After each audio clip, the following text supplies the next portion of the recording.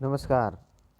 आज के वीडियो में हम अध्ययन करेंगे प्रमुख धर्मों के बारे में, जिसमें जैन धर्म, भागवत धर्म, शैव धर्म आदि। तो जैन धर्म के बारे में पढ़ते हैं, जिसके संस्थापक ऋषभ देव या आदिनाथ माने जाते हैं। 21वें गुरु नेमिनाथ जी थे। 22वें गुरु अरिष्टनेमि थे। केवल 23वें एवं 24वें गुरु की ऐतिहासिक जानकारियाँ मिलती है। 23वें गुरु पार्श्वनाथ जी थे, जिनके पिता अश्वसेन जो कि काशी के राजा थे, उनकी माता का नाम वामा था।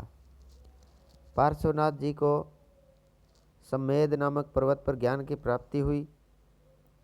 पार्श्वनाथ जी ने 4 व्रत दिए: सत्य, अहिंसा, अस्तेय, अपरिग्रह। 24वें गुरु भगवान महावीर स्वामी थे, जिनके बचपन का नाम वर्धमान था। उनका जन्म 540 ईसा पूर्व जन्म स्थान कुंडग्राम बिहार में हुआ। उनके पिता सिद्धार्थ थे और माता त्रिशला थी। यह लिच्छवी शासक चेटक की बहन थी। उनकी पत्नी यशोदा थी। उनकी पुत्री प्रियदर्शना अनौजा वंश ज्ञात्रिक और भाई नंदीवर्धन था। महावीर स्वामी ने इसकी अनुमति से गृह त्याग किया। भद्रबाहु के कल्पसूत्र के अनुसार भगवान महावीर ने गृह त्याग के 13 महीने पश्चात वस्त्र त्याग दिए। भगवान महावीर ने 30 वर्ष की अवस्था में गृह त्याग किया। 42 वर्ष की अवस्था में जुम्बिका ग्राम में ऋजुपालिका नदी के तट पर शाल वृक्ष के नीचे महावीर स्वामी को ज्ञान की प्राप्ति हुई। भगवान महावीर ने सर्वप्रथम 11 ब्राह्मणों को उपदेश दिया, जिन्हें गणधर कहा जाता है। भगवान महावीर की मृत्यु के समय केवल एक गणधर सुधर्मन जीवित था। महावीर स्वामी का प्रथम शिष्य जमाली था, दामाद। भगवान महावीर के विरुद्ध पहला विद्रोह जमाली ने किया। भगवान महावीर के विरुद्ध दूसरा विद्रोह तिसगुप्त ने किया। 72 वर्ष की अवस्था में पावापुरी बिहार में महावीर स्वामी की मृत्यु हो गई। उनकी शिक्षाएं थी: महावीर स्वामी ने 5वां व्रत ब्रह्मचर्य दिया। भगवान महावीर ने व्रतों को 2 भागों में विभाजित किया: अनुव्रत और महाव्रत। अनुव्रत गृहस्थ आम आदमी के लिए और महाव्रत मुनि के लिए। ज्ञान के प्रकार: मति, इंद्रिय जनित ज्ञान जो कि पशुओं को भी होता है। श्रुति, सुनकर होने वाला ज्ञान। अवधि, दूर देश का ज्ञान। मन पर्याय, किसी के मन की बात जान लेना।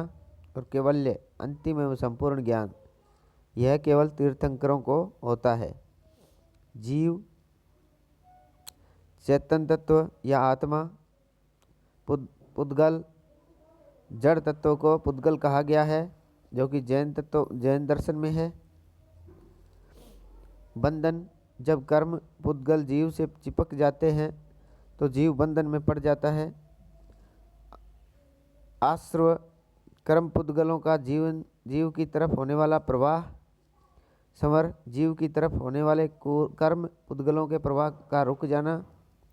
निर्जरा, जीव से चिपके हुए कर्म को पुद्गलों का पृथक होना या झड़ना। मोक्ष या मुक्ति, जब अंतिम कर्म पुद्गल जीव से झड़ जाता है या पृथक हो जाता है, उसे मोक्ष कहते हैं। जीव सिद्ध शिला पर विश्राम करता है। जैन दर्शन के अनुसार जीव को अनंत चतुष्टय प्राप्त हो जाता है: अनंत ज्ञान, अनंत दर्शन, अनंत वीर्य बल, अनंत आनंद। उसके बाद आते हैं जैन धर्म के त्रिरत्न है: सम्यक ज्ञान, सम्यक दर्शन और सम्यक चरित्र या आचरण। अनेकांतवाद है: यह जैन दर्शन का तत्वमीमांसीय सिद्धांत है। इस जगत में अनेक वस्तुएं हैं, प्रत्येक वस्तु में अनेक गुण हैं। इनमें से कुछ गुण नित्य होते हैं, कुछ गुण परिवर्तनशील होते हैं। उसके बाद है शादवाद। यह जैन दर्शन का ज्ञान मीमांसीय सिद्धांत है। जैन दर्शन के अनुसार इस जगत में अनेक वस्तुएं हैं एवं प्रत्येक वस्तु में अनेक गुण है। हमारी बुद्धि न तो जगत की सभी वस्तुओं को पहचान सकती है एवं न ही एक वस्तु के सभी गुणों को पहचान सकती है। यह बुद्धि की सापेक्षता का सिद्धांत है। हमारा ज्ञान सदैव देश काल परिस्थिति के सापेक्ष होता रहता है। जैन धर्म में इसे 7 जन्मांध के उदाहरण द्वारा समझाया गया है। जैन धर्म कर्मफल एवं पुनर्जन्म में विश्वास करता है। जैन धर्म के अनुसार प्रत्येक वस्तु में आत्मा होती है। एक शरीर में एक से अधिक आत्माएं भी हो सकती है। उसके बाद है जैन संगीतियाँ। प्रथम जैन संगीति 298 वीसी में चंद्रगुप्त मौर्य के समय पाटलिपुत्र में हुई, जिसके अध्यक्ष स्थूलभद्र थे और उपाध्यक्ष भद्रभाऊ थे। दूसरी बौद्ध जैन संगीति 512 में हुई, वल्लभी गुजरात में हुई, और देवार्धी क्षमा शर्मण ये वहाँ के अध्यक्ष थे। प्रथम संगीति है जैन धर्म 2 शाखाओं में विभाजित हो गया। जैन थे वो दिगंबर और श्वेतांबर में विभाजित हो गए। जो भद्रभाऊ के अनुयायी थे वो दिगंबर हो गए, स्थूलभद्र के अनुयायी श्वेतांबर हो गए। जो दिगंबर थे उनकी विशेषताएं हैं, वो रूढ़िवादी थे और श्वेतांबर सुधारवादी थे। दिगंबर मोक्ष प्राप्ति हेतु वस्त्र त्यागना आवश्यक मानते थे, श्वेतांबर मोक्ष प्राप्ति हेतु वस्त्र त्यागना आवश्यक नहीं है। दिगंबर के अनुसार महिलाओं को इस जीवन में मोक्ष संभव नहीं है और श्वेतांबर महिलाओं को इस जीवन में मोक्ष संभव है मानते थे। दिगंबर के अनुसार भगवान महावीर अविवाहित थे और श्वेतांबर कहते हैं भगवान महावीर विवाहित थे। दिगंबर के अनुसार आगम साहित्य को प्रामाणिक नहीं मानते और श्वेतांबर क्षाणम आगम को प्रामाणिक मानते हैं। उसके बाद दिगंबर है उसके 3 पंथ हैं, विषपंथी, तारापंथी और थेरापंथी। और श्वेतांबर पुजेरा, मंदिर मार्गी, डांडीरा, स्थानकवासी और थेरापंथी। उसके बाद है द्वितीय संगीति। आगम साहित्य का संकलन किया गया। जैन धर्म का योगदान। अब पढ़ते हैं जैन धर्म का क्या योगदान है। जैनों को एक सरल एवं आडंबर विहीन धर्म दिया। जैनों ने धार्मिक आडंबरों, कर्मकांड, अंधविश्वासों, वर्ण व्यवस्था आदि का विरोध किया। जैनों ने नैतिक मूल्यों पर अधिक बल दिया, जैसे सत्य और अहिंसा, जिससे समाज का नैतिक उत्थान हुआ।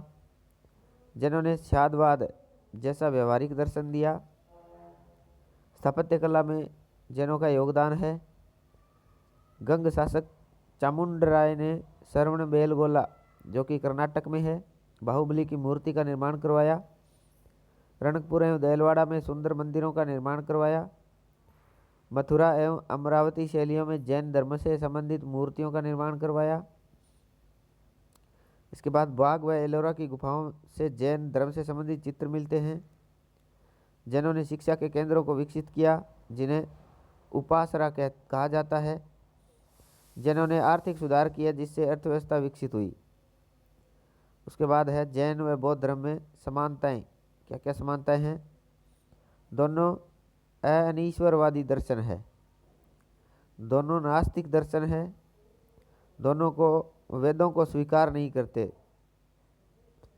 दोनों कर्मफल सिद्धांत एवं पुनर्जन्म को मानते हैं, दोनों धार्मिक आडंबरों एवं सामाजिक असमानता का विरोध करते हैं, दोनों के संस्थापक क्षत्रिय राजकुमार थे, दोनों ने आर्थिक सुधार किए और दोनों ने नैतिक मूल्यों पर अत्यधिक बल दिया। इसके बाद है जो जैन धर्म व बौद्ध धर्म में असमानताएं। क्या क्या असमानताएं हैं? जैन धर्म अतिवाद या कठोरवाद में विश्वास करते हैं, अहिंसा में पूर्णतः विश्वास करते हैं। और बौद्ध धर्मवादी उदारवादी हैं और मांस खाने की अनुमति देते हैं। जैन धर्म मोक्ष की व्याख्या करते हैं और बौद्ध धर्म निर्वाण की व्याख्या नहीं करते। जैन धर्म में नित्य एवं अनित्यवाद में विश्वास करते हैं। बौद्धों के अनुसार जगत परिवर्तनशील है, क्षणिकवाद है। जैन धर्म नित्य आत्मा में विश्वास करते हैं और बौद्ध धर्म विज्ञानों के प्रवाह को ही आत्मा मानते हैं। जैन धर्म में का विस्तार केवल भारत में हुआ, लेकिन बौद्ध धर्म का विस्तार है वो पूरे विश्व भर में हुआ। 301 में ईसाईत स्वीकार करने वाला प्रथम देश आर्मेनिया माना जाता है। इसके बाद आता है भागवत धर्म। इसकी स्थापना भगवान कृष्ण ने की। इसे वैष्णव धर्म भी कहा जाता है। छांदोग्य उपनिषद में कृष्ण का पहला उल्लेख मिलता है। कृष्ण को वृषणी वंश का देवकी का पुत्र व अंगिरस का शिष्य बताया गया है। ऐत्रेय ब्राह्मण के अनुसार कृष्ण ही नारायण है। नारायण के अनुयायियों को पांच रात्रिक एवं धर्म का पांच रात्र कहा जाता है। मत्स्य पुराण में विष्णु के 10 अवतारों का उल्लेख मिलता है। 8वां अवतार बलराम है, 9वां अवतार बुद्ध है, 10वां अवतार कल्कि होगा। विष्णु का पहला उल्लेख ऋग्वेद में मिलता है। विष्णु को चतुर्व्यूह सांब, अनिरुद्ध, प्रद्युम्न, संकर्षण के साथ पूजा जाता है। 5 रात्र प्रमुख कौन कौन से हैं? कृष्ण, लक्ष्मी, अनिरुद्ध, प्रद्युम्न और संकर्षण। भागवत धर्म को दक्षिण भारत में आलवार कहा जाता है। उसके बाद शैव धर्म आता है। इसका विकास शुंग एवं सातवाहन वंश के समय हुआ। रेनीगुंटा मद्रास के से गुड्डी मल्लन लिंग प्राप्त होता है। यह शिव की प्राचीनतम मूर्ति है। शैव धर्म में कई संप्रदाय हैं, जैसे कि पाशुपत संप्रदाय प्राचीनतम संप्रदाय है, जिसके संस्थापक लकुलिश थे। इन्होंने पाशुपत सूत्र ग्रंथ लिखा। इसके अनुयायियों को पंचार्थिक कहा जाता है। दूसरा है कापालिक संप्रदाय। यह भैरव को पूजते हैं। यह अतिवादी है। उसके बाद तीसरा है कालामुख संप्रदाय। यह अतिवादी होते हैं। चौथा है शैव कश्मीरी शैव। संस्थापक वसुगुप्त। ये दार्शनिक एवं ज्ञान मार्गी होते हैं। उसके बाद लिंगायत संप्रदाय है। इसका विस्तार कर्नाटक में हुआ। इसके संस्थापक ऋषि थे अल्लभ एवं वैष्णव। उसके बाद शाक्त धर्म है। यह देवी को शक्ति के रूप में पूजते हैं। शक्ति का प्रमुख मंदिर कामाख्या असम में है। कश्मीर में देवी के सौम्य रूप शारदा देवी को पूजा जाता है। यह मंदिर वैष्णो देवी के नाम से प्रसिद्ध है। उसके बाद है आजीवक संप्रदाय, जिसके संस्थापक मक्खली पुत्र गोशाल है। यह भगवान महावीर के समकालीन थे। महावीर के साथ तपस्या की थी। यह भाग्यवादी होते हैं। मौर्य शासक बिंदुसार आजीवक संप्रदाय का अनुयायी था। उसके बाद संदेहवादी संप्रदाय। संस्थापक संजय बेलपुत्र। उच्छेदवादी अजीत केश कंबलीन और अकर्मवादी पूर्ण कश्यप। उसके बाद पढ़ते हैं फारस आक्रमण। हखामनी वंश। शासक डेरियस दारा या दार्यबाहु। समय 520 से 515 ईस्वी के बीच या 518 बीसी।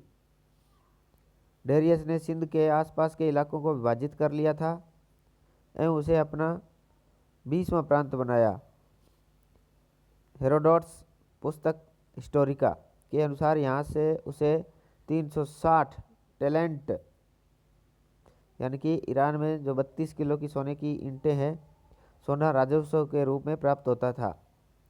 हेरोडोट्स, जिसको इतिहास का जनक कहा जाता है, यह उसके कुल राजस्व का 1/3 था। फारस आक्रमण की जानकारी उसके 3 अभिलेखों से मिलती है।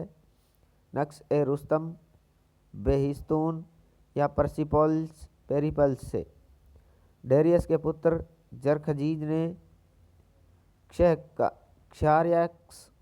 क्षार्यक्स भारतीय धुरंधरों को अपनी सेना में नियुक्त किया। उसके बाद ग्रीक यूनानी आक्रमण। अलेक्जेंडर सिकंदर, जिसके पिता थे फिलिप और गुरु अरस्तु थे, यह मकदूनिया या मैसिडोनिया का शासक था।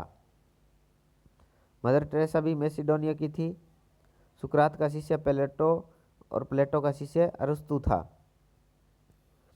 कांधार या तक्षशिला के शासक आम्बी ने सिकंदर के समय समक्ष आत्मसमर्पण कर दिया था। झेलम वितस्तता हाइडेस्पीज का युद्ध हुआ 326 बीसी में, जो कि सिकंदर और पोरस के बीच में हुआ। पोरस का राज्य झेलम एवं चिनाब नदी के मध्य स्थित था, जिसमें पोरस पराजित हुआ। सिकंदर पोरस की बहादुरी से प्रभावित हुआ एवं उसे उसका राज्य वापस लौटा दिया। सिकंदर 19 महीने तक भारत में रुका। सिकंदर की सेना ने व्यास नदी को पार करने से मना कर दिया। सिकंदर ने मंडनीस नामक दार्शनिक से प्रभावित हुआ। वह कालानास नामक दार्शनिक को अपने साथ लेकर गया। उसने भारत में 3 शहर बसाए, निकेया, भाहुकाफेला जिसे बुक्काफेला या अलेक्जेंड्रिया। 3 इतिहासकार उसके साथ सिकंदर के साथ भारत आए थे। नियार्कस नौसेना का प्रमुख था। अनेसिक्रेट्स और अरिस्टोबुल्स, इसको अरिस्टोबुल्स कहते हैं, ये इसके साथ आए थे। तो आज के वीडियो में इतने ही। धन्यवाद।